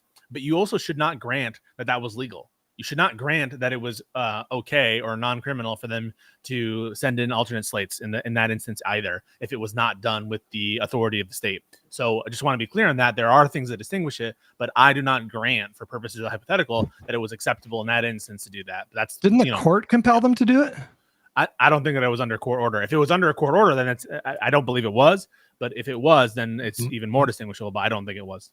My understanding. Okay, listen, you corrected me once, but I'm gonna throw it out there again. My understanding was that a judge that was adjudicating some dispute around that actually ordered the Democratic Party to assemble their own slate of electors and do it on the same day, because if they did, then they were just complying with court order. Then it's even more distinguishable. I that could be true. I don't recall it though. And it's a distinction that would matter a lot to me. But yeah, if that's true, it's even more distinguishable. I feel like I have to redeem myself, so I'm going to fact check this myself. Okay. Yeah. Well, any other major news in the election this week? I mean, obviously the VP debate, this thing dropped. Is there anything we're missing? No, I mean, I don't think like any bombshell. I will say, obviously Hurricane Helene struck, and it was a natural disaster of historic proportions. And politically, I do think there's something to note, like the shamelessness with this is, and we really have our work cut out for us. We really do as a movement. There's so many extraordinary advantages that the Republican Party and the MAGA movement have, and one of them is so simple, but it's almost overwhelming, which is the shamelessness. Like the shamelessness with which they will lie in lockstep, blatantly lie about the dumbest, least ambiguous shit. So, for example, Donald Trump and the RNC research official Twitter page and a bunch of MAGA influencers and even Fox News pundits, because I've been grilling them on my channel, have been perpetuating the idea that President Biden and Vice President Harris did not respond to really any state, but certainly conservative states, red states, about Hurricane Helene.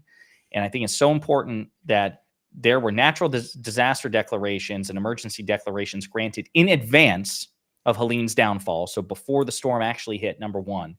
Number two, every single Republican governor from DeSantis in Florida, McMaster in South Carolina, Youngkin in Virginia, and Kemp in Georgia have publicly said, it is a matter of public record, that President Biden contacted them, asked them whatever they need, if they needed anything, said that they would get anything they needed. They have publicly thanked him. They have praised the coordination and the speediness of the federal government.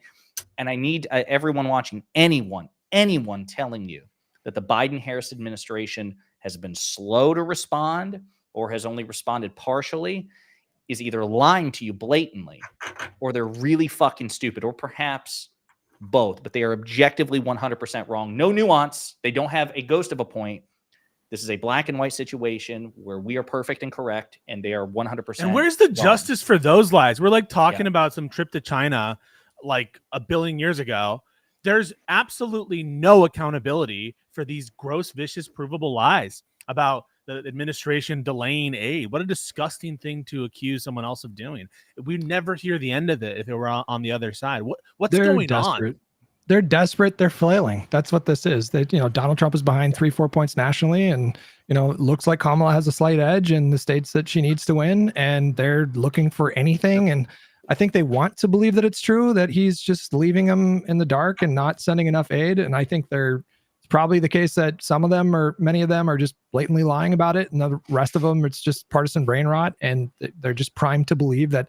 But I mean, it's what makes it particularly insane is that they're accusing Biden of doing something that Donald Trump did multiple times when he was president. Donald Trump, in my state of California, when thousands of people were displaced from wildfires that ravaged a community that I was a part of in the Bay Area, people I know were affected by these fires.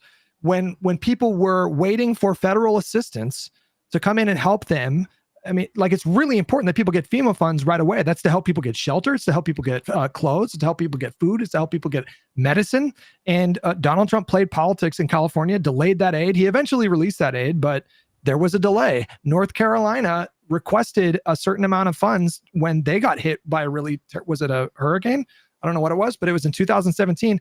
Donald Trump gave him 1% of what he asked for. So it is just, not only is it disgusting that they're manipulating and trying to leverage actual suffering for partisan political gain, they're doing it in a way that is so absurd because they are fully projecting Donald Trump did the very thing that they're accusing Biden of doing. Right. And that's why I think it's important to drive this home. That's why I use phrases like morally superior. I mean it. And I mean all the dehumanization that it suggests. Joe Biden on his worst goddamn day is a morally superior person to Donald Trump on his best day, for all the instances and examples that Hutch provided, to say nothing of what Donald Trump threatened to do when he was president in terms of denying aid to blue states, either for natural disasters like wildfires and hurricane, and also for federal assistance with respect to damage done in the George Floyd riots. Right. There were comments made like, oh, they're too critical of me. Why should we bail them out? To say nothing of the fact, by the way, that it's actually blue states who subsidize red states as a general proposition in this country. On average. Yeah. So Joe Biden hasn't done that. It would be so easy for Joe Biden during the various natural disasters that hit Florida to say, you know what, Ron, fuck you. Fuck you. All the comments that you've made. I'm going to give you a taste of your own MAGA medicine. We're gonna slow walk this aid. He never. I'm sure that never even occurred to him. No, yes. Absolutely not. Never crossed his mind. He never pulled stunts like that. And I'll also say, because then they move the goalpost. They say, well, guys, okay, fine. He's giving them the aid. He's giving them the resources and the manpower. But why isn't he there? That's also really stupid. State and local officials have begged. They probably are pissed, low-key pissed, that Trump showed up, even though they would never dare defy him publicly. Because when a principal like the president of the United States, the vice president of the United States, or a former vice president who is also one of the leading candidates like Trump, when they show up, it is impossibly disruptive. It's distracting. It's a secure. Everyone knows now and are complaining about the insufficient levels of security in a time when we need to have all attention focused on and all hands on deck. Why do we think that it's worthwhile for the sitting president of the United States and the sitting vice president of the United States to go down themselves personally the day the hurricane is happening to throw out bounty. Who can think that that's a good idea? But it doesn't matter. And they have to like logistically, there's a lot to consider when you do it. Like Secret Service has to coordinate with local law enforcement, which is no small undertaking. And in a place that is already drained of resources after a hurricane, it is not only it's a stupid thing to propose that Biden himself should immediately go to the sites of these. You could make the argument that people could die as a consequence of that because resources would be pulled away. Literally. Yes, we also need to talk about the nature of the federal aid that goes out, because something that I've been seeing a lot, I'm sure you guys have been saying the same thing. The people are only getting $700 from FEMA. Really? That's it? They lose their houses. They only get $700. The $700 is a stipend that goes out immediately. The purpose of that aid is to help people in the first 3 days of this disaster. It's to help them find shelter, food, medication, all these kinds of things. After that, or even at any point, really, you can apply for so many different federal assistance programs to compensate you if you lose your house for stuff that isn't covered by insurance. Like if your insurance only covered you up to a certain amount, the federal government there's programs where you can apply to where they will give you the rest of that amount. And on top of that, it's Congress that sets the cap on the emergency funds that can be released by the federal government. It's not that Joe Biden, they saw that one clip of him saying, we gave them all we had. He was being literal. He was just a factual statement. That was his way of saying we have sent everything that we are legally allowed to send. If Congress wanted to change those amounts, and all these Republicans know better, they're just blatantly they lying. voted against it. That's the other thing. I'm sorry to interrupt, but that's the other thing. That's the other thing that goes to this. Republicans have consistently voted down expanding the emergency funds and things like that. They've done it. Marjorie Taylor Greene got clocked on this for a fact check because she was begging for federal assistance for Florida. Ron DeSantis was famously hit on this in presidential debates because they're like, hey, you really rely on the federal government when Florida got hit with natural disasters. But while you were in Congress, you consistently voted against expanding federal aid. Republicans are guilty of this. They do this all the goddamn time. They're lying. They're blatantly lying. All of them know that they could convene a session of Congress tomorrow and vote for a bill that would double or triple the amount of FEMA funds that they could get. And he would sign it in a heartbeat, of course, but that has to come from Congress. So all these Republican politicians that are framing this like Joe Biden chose to only give these people $700 and that's all they're going to get, that it is so beyond the pale. We are so past the Rubicon of civility in politics. So it is just completely normal for mainstream comparing it to Ukraine Republicans. aid, comparing it to the amounts that we're spending on other kinds of foreign aid. It's all a strategy to make you hate immigrants, to make you think the administration doesn't have the best interests of the Americans people at heart. And again, do not ever believe their claims about anything related to the government. The loudest voices on this were pushing for a government shutdown. You think that any of these motherfuckers who were saying that you shouldn't have approved a continuing resolution and we just let the government be broken and non-functional and non-funded, FEMA would still be open, by the way, but there are other services that would not be provided, essential services, if the government shuts down. Do you think that any of these people have even an ounce of shame when they were advocating for this government shutdown that would be disastrous at a time of crisis, and then also trying to ping the administration for faults that are not even its responsibility? It's just an act of God that a hurricane happened and people are suffering. There's no shame whatsoever. Don't believe them. Never believe them. Come to us. And the accusation that Joe Biden didn't act soon enough in this case is beyond absurd. He declared a natural disaster emergency before the storm hit so that there would be no delays between the coordination between the federal government and the states to make sure that they got the resources that they needed. It is absurd to suggest that he waited. He literally could not have acted sooner. According to the laws of time, he could not have acted sooner in this. Linear case. time is a difficult concept for MAGA. I think that there's a long history of Republicans voting against aid packages for disasters basically outside of their own constituency, but then begging for aid when floods, landslides, hurricanes, whatever, affect their own constituency.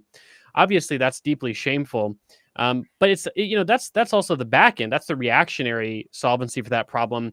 It's not even to mention that they're bankrupt on the proactive solvency, which is addressing climate change. Obviously, these guys think that climate change is a hoax. And so, it's obviously a pretty ridiculous sort of general framework that we have for dealing with these emergencies. I mean, we had this is actually a Democrat I saw funny in some regards, but this was a Democrat actually who said that national flood insurance premium should be a national market, like national subsidization, because he wants basically beach home owners in Florida to pay less for their flood insurance. It's like, guys, what are we doing here?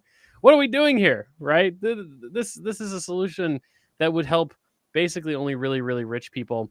And obviously it's a really bad policy. Like, unfortunately, I just wish that, the government and Republicans would have at least a little bit more serious of a plan when it comes to climate change, energy management, things like that. I mean, you saw, JD Vance during the debate. Yeah, exactly. Yeah. It was ridiculous, right? It's like, guys, when are we going to, conservatives in other countries, right? I mean, if you look at the Conservative Party of the UK, right, they'll do renewable energy mandates and, they'll invest in sustainable technologies and things like that. They don't invest quite as much as like the labor alternatives, the left alternatives in those countries. But it seems like conservative politicians in these other countries, at least like foundationally, will say that climate change is a real thing, and they'll try to have some basic sort of proactive solutions in that regard. But these Republicans are stuck still believing that climate change is a hoax. I'd like to sort of add to that and tie it back to the answer that JD Vance gave. And one of the reasons why I think that he's being overrated by a lot of people, to be honest, not denying that he was effective at parts in the debate, but his answer on climate change was almost too cute, too smarmy, too clever, where he's like, let's just assume for the sake of argument that climate change is a real thing. I don't think the American people appreciate like arguments in the alternative like that, where you're very clearly unable to say that climate change is happening because of your base, and you're doing this little cute thing like, oh, just assume, and I find that the inauthenticity displayed in that answer, the lack of a real plan to deal with climate change, the reference to clean air and clean, I don't know what else he said, but like denying that clean air and water. Yeah, that carbon emissions play any role in the planet's overall warming. I don't think that's going to resonate with people. I think that the majority of people acknowledge the reality of climate change and they're seeing it. And I think that Tim Walz, that was one of the areas where I thought he did a really, really good job when he was bringing it back to those personal anecdotes. My farmers know. I thought that was really great from Tim Walz and shows you the difference in seriousness, where one side, only for the sake of debate as a hypothetical stipulation, is willing to talk about policies related to climate change because of how insane their base is, where the other side is actually making the largest investments in the history of the planet on climate change. I feel like we need to grade our opponents when it comes to their debate, not on the substance, because we're obviously going to disagree with everything that they say. But I feel like JD Vance was like very obviously, I think quite sharp in that kind of a setting. Like he was it's just obviously a strength of his. That's true, but I think there is going to be to Pisco's point, right? There is going to be a substantial margin of people. I mean, you could call it 25% of people who watch the debate. I mean, some very small percentage, but that's still, millions of people who are actually paying attention to the answers, are actually looking for certain things out of the answers. And, I do think that there is a margin of people that gets very annoyed when people sort of, when politicians give like politician-y answers. That was one thing that I thought that Tim Walz did actually quite a good job of. Like, he wasn't really skirting around answering a lot of questions in the debate. And one thing that Tim Walz does that I think is pretty good, and I think it's something that Democrats just, they need to stop doing this, okay? It's been like 30 years in a row of doing this. Please, Democrats, stop trying to pretend that you're not Democrats. Just like say Democratic things and just own Democratic positions. Like, for instance, the gun answer I thought was a brilliant one from Walz, because what did Walz say?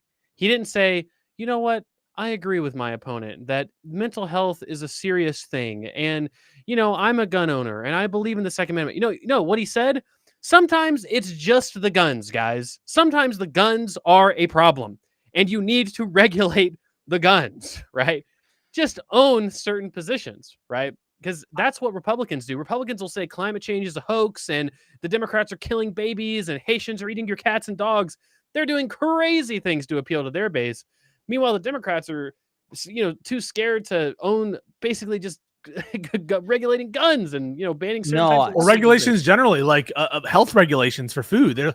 We have demonization. I think wasn't there like an outbreak for some boar's head ham or something? Do you guys remember this? There was some like goddamn. I hope not. That is, I exclusively eat boar's head for like deli meat. So I think that you should look that up. I think there was an outbreak of something. But it was so refreshing having Tim Walz like defend basic regulations, like having fire safety codes and shit. I don't know. I saw that and I was like, God, it feels good to be a Walz supporter. Well, let's talk about that for a minute. Then let's kind of close because I know we only have a few minutes left. I do think this is important that we all kind of hash out and also try to, spread the word among our audiences.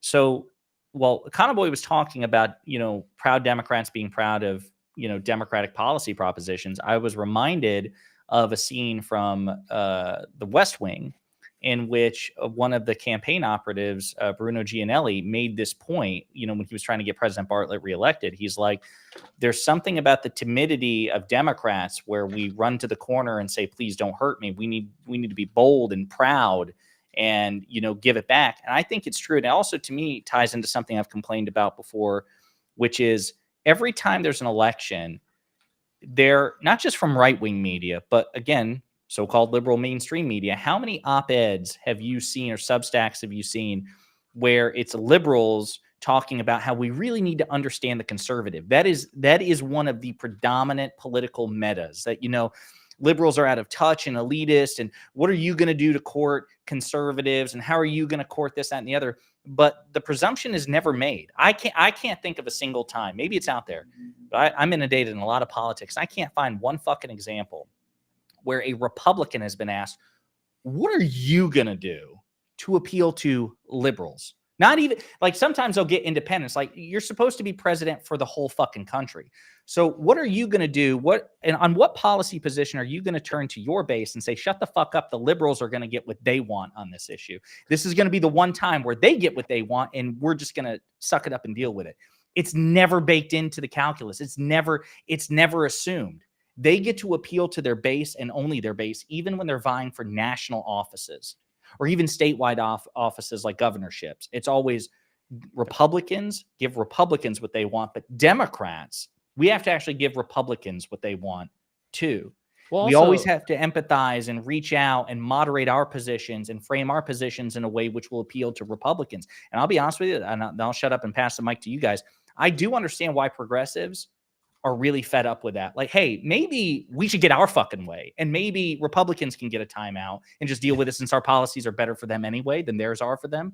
I am really frustrated by that, and I share that frustration. Yeah, and I was gonna say, I think it was Howard Dean when he was running for president in 2004. He was kind of the progressive candidate in the primary that election, and a reporter had remarked, like, oh, you're from the left wing of the Democratic Party. Base quote, he says, no, I'm from the Democratic wing of the Democratic Party. Like, we're Democrats, right? We're supposed to advocate for left of center values, obviously. I mean, it's kind of the whole point of the modern day Democratic Party.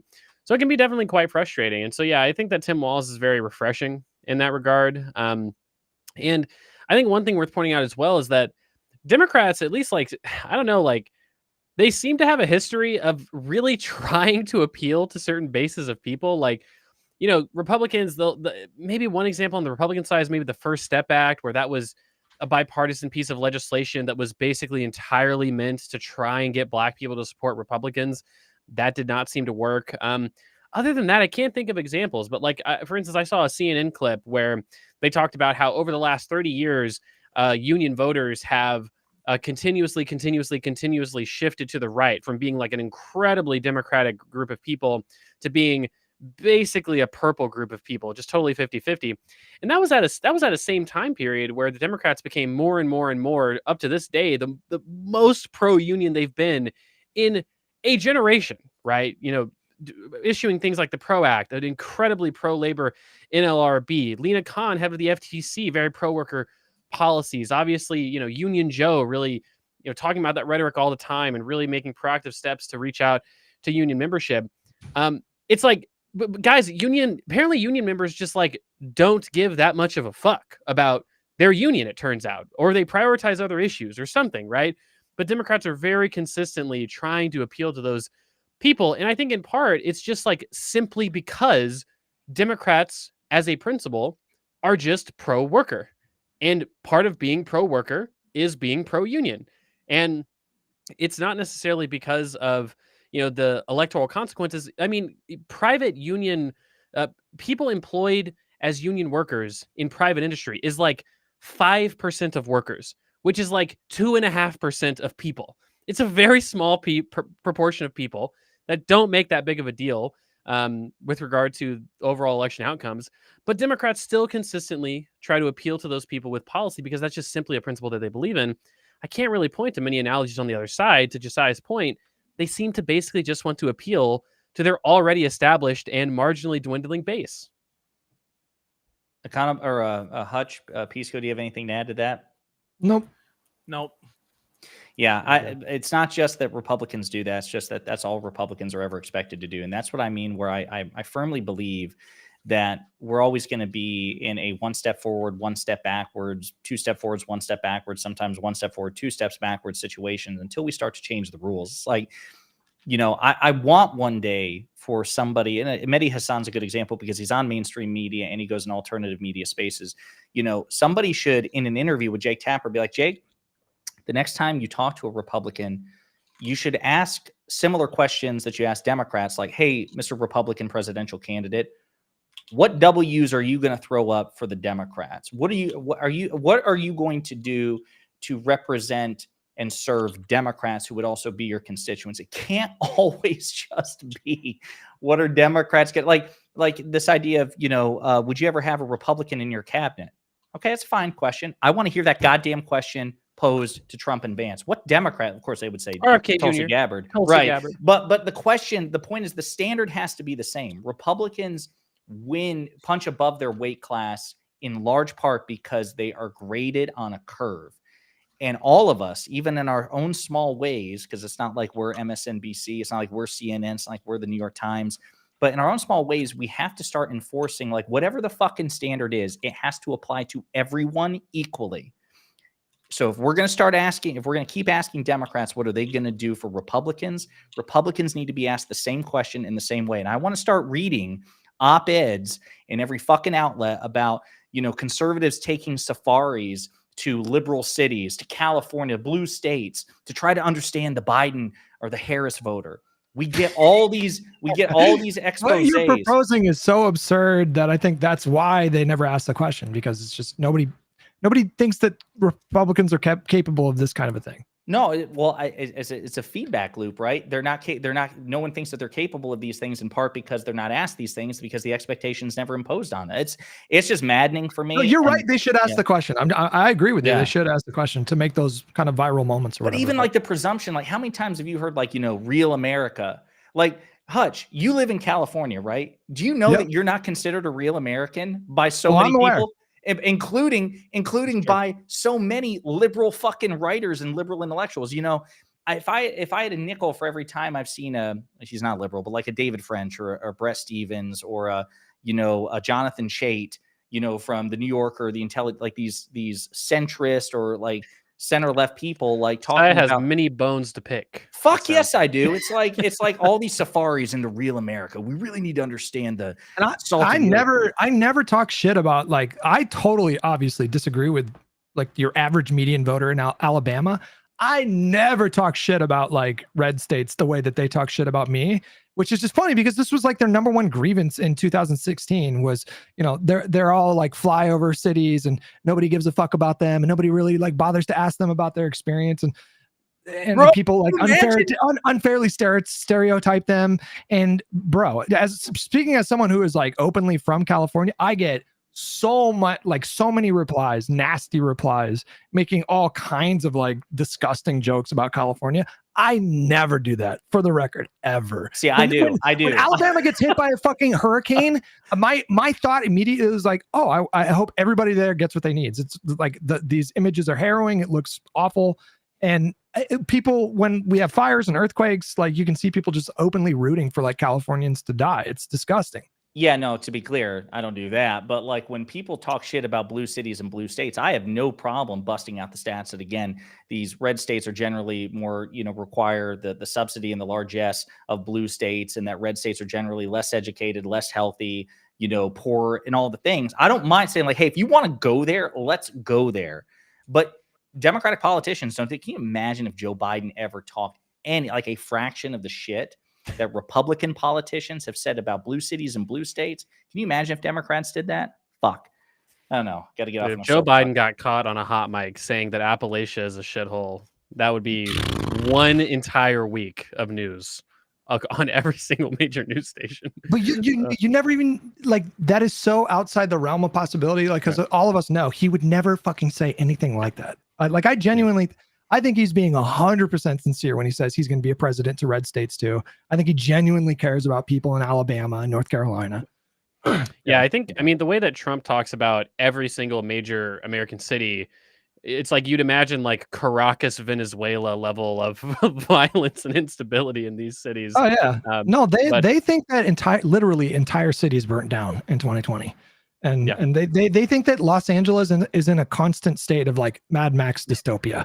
I walk to the store every day. I walk outside every day. It's fine. It's fine. We're doing just fine here. Okay. Guys, I'm sorry. I do want to. I know. Hutch is usually timeline. I do have one more thing that we've got to talk about real quick because this was just brought to my attention earlier today.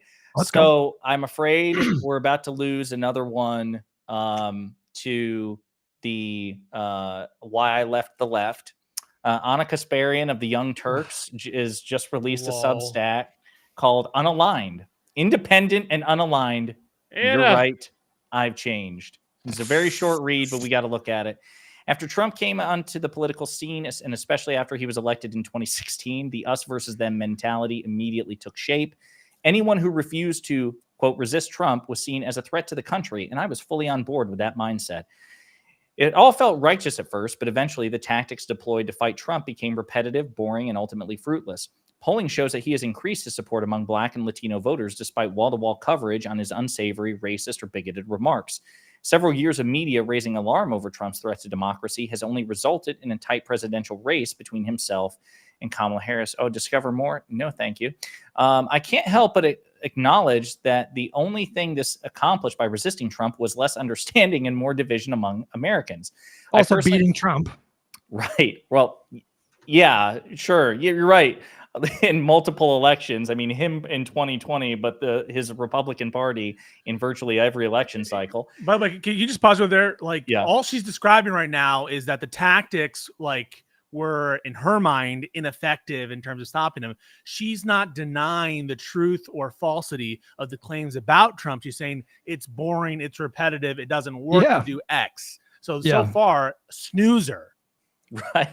I can't help but acknowledge that the only thing that was accomplished by resisting Trump was less understanding and more division among Americans. Jesus Christ. I personally became reluctant to challenge my side or engage with voters who disagreed with me. In turn, I became less knowledgeable about the people. That's on you, Anna. That's on you. That's a you if you have a problem connecting with the rest of the world, we criticize MAGA all the time. We engage with MAGA. We try to seek out MAGA people. If you are finding trouble criticizing your own side, that's on you. Don't put that shit on us and say that everyone who's resisting Trump is a futile, because you certainly don't seem to have been in the trenches. You weren't on all the litigations that were fighting against Trump and having substantive results. For example, fighting his attempts to suspend a temporary protected status, fighting his attempts to put up the Muslim ban, all that stuff. That was Democrats. And the fact that you are not seeing the fruits of your bullshit doesn't mean that, by and large, the efforts to resist Trump have been ineffective. That's a bullshit statement. My evolution started in 2022 when I was sexually assaulted by a homeless man in my neighborhood as I was walking my dog. That horrible experience alone didn't change me politically, but the treatment I received from the far left and some progressives after sharing the story did. Now, I'm not familiar with this, so somebody more like familiar with the TYT lore can interrupt at any time. I was told that by publicly sharing what had happened to me, I was stigmatizing my, quote, unhoused neighbors, end quote. Others accused me of feeding into racist tropes because they assumed my attacker was black, but I'd never disclosed the man's race. He was white. Who the fuck cares? Can I just say, yeah, there are idiots on the left who will say shit like that. Ignore them. That should not be a source for your political reawakening, some awful shit that happened to you and some idiots, because guess what? You surround yourself with leftist idiots who will say stupid identity politics shit like that. No shit. There's going to be some asshole who's going to say something like that. It should not be a source of political reawakening if you have any intellectual bona fides or morals or like a structure of thought that supports what you say. That the fact that like, I don't know, like imagine that you had a very personal experience where something like a tragic happened to you and all of a sudden it made you a Republican. Where can you, if all it takes to make you this kind of like pseudo right-wing person is a bad thing happen to you? I mean, how well thought out were your narratives in the first place? Yeah, not only did I suddenly see the flawed thinking of some on the left, I also witnessed their cruelty and hypocrisy in real time. These terrible traits that I'd associated solely with my political opponents were obviously not exclusive to their tribe. I was stupid for ever thinking that was the case. And this is where who the fuck ever said that the left is incapable of stupidity and cruelty? That's your stupid assumption. Right. And liberals are stupid a lot of the time too. Everyone's stupid. Right. No, we're not. Whoever said that like we're not immune like from from problems. That's just the dumbest thing. Why did you assume that? I don't even believe that you assume that, because the entirety of your discourse, the entirety of the Young Turks has included criticizing the left wing, including especially Biden people. So this is such bullshit that you ever thought that people that supported the anti-Trump movement were free from all sin. That's just a lie. Here's the only thing you have to do in that spot is just go, all that crazy shit over there, I disavow. That's it. Right. That's it. You can maintain all of your like left-leaning sort of proclivities or whatever. That doesn't mean that everyone on the left thinks or behaves in the way the small, they're again just acknowledging. So it's a small group. Yeah. The small group of lunatics do, far from it. But it does mean that there are factions and flaws on both sides of the aisle. Wow. And no one has a monopoly on truth. Hang on, everyone, clap. Clap, goddamn! Oh my God! How long did this take you to write, Anna? You must have really thought about it. No one has a monopoly on truth. Well, because the two words "both sides" wouldn't justify a Substack, so you gotta. I just can't believe we have. This is so insane. Anna? Like, hold on, like she's talking, guys. I have been one of Anna's strongest defenders, TYT in general. Okay, obviously I hadn't read this until just now. We're reading it together for the first time. Take it all back. Insane. Basically, look, what she's saying, guys, what she's saying is, well, a small group of lunatic leftists criticized me for my story about getting sexually assaulted by this homeless person. And so now I'm equating a small group of leftists to like the whole Republican Party that seems to not believe that climate change is real, doesn't believe Trump lost the election, stole Supreme Court justices, led to permanent immunity for presidents. I mean, like, argued in front of the Supreme Court that they concocted that, the state legislature should be able to decide whatever they want on presidential elections. Like, and so, but because, hey, both of these groups have some bad apples in them, I'm going to call myself an independent now. Like, what? Like, what? Anyway, okay, keep going. Then there was this insane reaction to one of my tweets in March 2023. Now, this one I was familiar with. I'm a woman. Please don't ever refer to me as a person with a uterus, a birthing person, or person who menstruates. How do people not realize how degrading this is? You can support the transgender community. By the way, we've had a whole controversy where I've had tons of conservatives admit to me that men can actually get pregnant because there are XY people who can give birth through their uteruses and have legit vaginas. And so we just have this entire discourse where we've acknowledged that men can get pregnant by their own definition used by conservatives and whatever about XY chromosomes being the thing that causes your sex to be one way or the other, to act like you're so offended if someone calls you a birthing person. Get over yourself. Jesus Christ. All hell broke loose after I posted those words. Most friends in left-wing media didn't bother reaching out privately to discuss their disagreement with my personal preference. Instead, mainly self-described socialists took it upon themselves to profit from conflict by publicly attacking It's all me personal. Like, with is there any analysis of ideas here or a political philosophy? It's all, oh my God, poor me. I was attacked by these really rude people. And then that made me think that, maybe some leftists are bad. Wow. She JK Rowling herself is what's happening right now. Remind me. I think you'd probably be the one to have the lore knowledge here. But wasn't the whole birthing perfence thing reference to like legislation or medical policy? Yes. Yes. It was like if you're crafting legal language for access to reproductive care, is it more accurate to say pregnant person or birthing person or woman? Now, if you turn your brain off temporarily, it might make sense to say woman, because aren't women the people who get pregnant, right? But if we're including these sort of rare circumstances like Pisco's talking about, or intersex people, or obviously if we're including transgender men and we feel like affirming a trans man's status as a man is important, it might make sense to just use the sort of mechanical medical term. And even if you disagree with that, logic, can we just agree that it's just not that big of a deal? Anna, I just want to ask her, like, how many people in your day-to-day life have you ever heard use these phrases? And the answer is going to be zero. It's such a non-issue. But the thing is, it's all personal. She's like, don't call me woman. She probably even acknowledged that it's appropriate for other people to have like the proper labels used, right? I don't think she would not. Maybe she would not. Or maybe she's going to go full turf. Just don't call me a birthing person, because it's all about you. And that's what this entire article is about. Just about you and your journey, everything that matters to you and all the bad experiences you've had. A smaller leftist YouTube show put out 5 separate videos skewering me about the tweet, and I believe that's a Vanguard, as a matter of fact, while conveniently erasing the advocacy I'd done on behalf of the trans community throughout my career. They even went as far as drawing a link between my tweet and trans suicides, which sadly wasn't the most unhinged outcome of the debacle. TYT's volunteer YouTube chat moderators quit over the tweet, and someone reported me to Human Resources. Non-air. Jesus.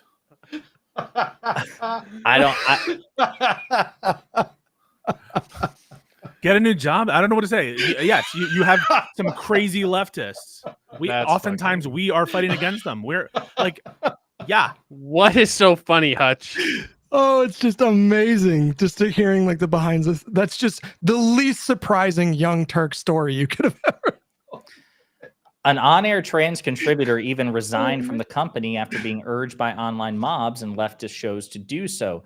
Curious that not one of these shows hired her after she took their advice. I never apologized for the tweet, and I never will. That whole experience forced me to come to terms with the intolerance on the left, and it allowed me to publicly reject the ideological shackles that kept my world small and less informed. Dave Rubin on aisle 3. Dave Rubin on aisle 3. And Dave Rubin used to work for TYT, right? Yeah, weird. And Anna Kasparian used to like excoriate Dave Rubin. The intolerant to left, progressive left. What are we going to hear next? Today, I'm less certain and more curious than I was 4 years ago. I've made humiliating mistakes while covering political news because I was previously unwilling to consider or understand the perspective of Americans who vote differently from me. That's on you. What to expect from Unaligned. I'm hungry for dialogue, a space for in-depth analysis and a judgment-free zone. That's what I plan to do here. Every week, I'll provide subscribers. The point of this new project is the pursuit of intellectual freedom and open-mindedness. I want to nurture curiosity without fear of offending the sensibility of loyal partisans. I reject arguments about the evils of platforming people who are considered too naughty to converse with. I want to facilitate dialogue. I don't even know what my political identity or label is, and I'm not even sure I want to be pigeonholed. This is my effort in pursuing extreme honesty and humility in the quest for common ground and truth without the constraints of a tribal identity. No bullshit though. She is going to make so much money doing this. I'm not even kidding. Good for her. Listen, I'm all in favor of you talking to other people who disagree with you, and you platforming certain individuals that you might really disagree with. I think within reason. I don't know. Like oftentimes people have problems with, like, I don't know, Nick Fuentes being platformed, that kind of stuff. Are you going to go that far? Are you going to platform Nick Fuentes? Are you going to platform like literal genocide people? So query to the extent to which this newfound tolerance is going to manifest itself in Anna's projects. But beyond that, great. You have this, talk to other people. Nothing was stopping you from doing that before. Left-wing people who support the Biden administration have these challenging conversations all the time. I mean, I don't know. The frustrating part for me is that it's obviously she's drawing something of a moral equivalence between the left and the right, which I just don't think is very legitimate. Certainly not in our contemporary politics, where the left is basically Democrats and like misaligned leftists, and then the right is basically Republicans and maybe some libertarians as well, right? These are just very fundamentally, morally speaking, like they're just very different groups of people, right? And I obviously have a very strong perspective one way or the other, but that doesn't stop people, that doesn't stop me or people like us basically from talking to people like Rob Knorr, Adam and Stitch, all these other different conservatives. Counterpoints. To, I like, love it. Jesus, yeah, like Jesus. I can't Counterpoints drops the N-word, casually, and he's considered one of the good. He's considered one of the good conservatives, average right? conservative. Yeah. No, but like like obviously we've each of us combined has have hours and hours and hours and hours of conversations with people that we disagree with. Some of those people have probably changed our opinions, perhaps transformatively in the course of conversation. Certainly, I've had experiences like that, and I've been open talking about those things. But again, to equate the two sides, morally speaking, basically just because you had an experience where an admittedly small group of leftists really radically disagreed with you, join the fucking club. Like anybody who's on the left or moderately on the right has the same experience, but we don't equate the two sides morally. We don't change our perspective on things. Yeah, right. I have never changed my mind about like a policy preference because somebody treated me a certain way. I have changed my mind on certain things because I heard good arguments. I would never like abandon my like liberal principles because like a liberal treated me poorly one time. That just means that you have really flimsy underpinnings. I don't know if anybody else adopts this position, but I've said it before and I'll say it again. Like I certainly don't go into controversial waters the way that a lot of other commentators do. And I try to be circumspect about that. I certainly will say passionate things about politics, to be sure. But I've been, even I've gotten my fair share of pushback in my YouTube comments section and in emails and on Twitter and stuff like that. And my position is that if somebody to the left of me criticizes me or lashes out at me, even in the most vicious ways, and it's happened a time or two, not only like Hutch, like you say, not only would that not drive me away, but I am actually determined, just almost out of spite, to be even more of an ally. Like, you're not going to get rid of me. I will continue to be an ally to the progressive left, even if the progressive left hates my guts because they think when it comes to, domestic partisan electoral politics, I'm too willing to compromise and, cheerlead the Democratic Party. Because that's usually what it is. It's like, Josiah, you're not on the left. How dare you? You're willing to back the Democrats. And it's like, you know what? I'm just going to continue to be an ally of you, whether you like it or not, even if it involves, voting for Democrats. And so to me, I would almost like run in the opposite direction. Instead of like running away from the left, it's like I would almost want to annoy them further by saying, nope, you're not going to drive me away. You're not going to scare me away. But this is just ridiculous. The reason I brought this up is just because in my watching of the Young Turks recently, and I say recently, I mean over the past year, I have seen multiple instances of Anna indulging in a false equivalence that even Cenk Uygur, who is very quick to criticize the Democratic Party, is visibly concerned by. And John, and I'm blanking on the guy's name, John Iadarola. Like They recently clashed over Nancy Mace. Anna Kasparian clutched her pearls and said, how could people say what Nancy Mace deliberately misspeaking the vice president's name is racist? I mean, she was mad. They actually got into an argument. John was very uncomfortable with it. But the reason that we know that Nancy Mace is being a bigot is because she has been told, like, hey, it's pronounced Kamala Harris. And she said on CNN, I'll call her whatever the hell I want her to. I'll say Kamala, right?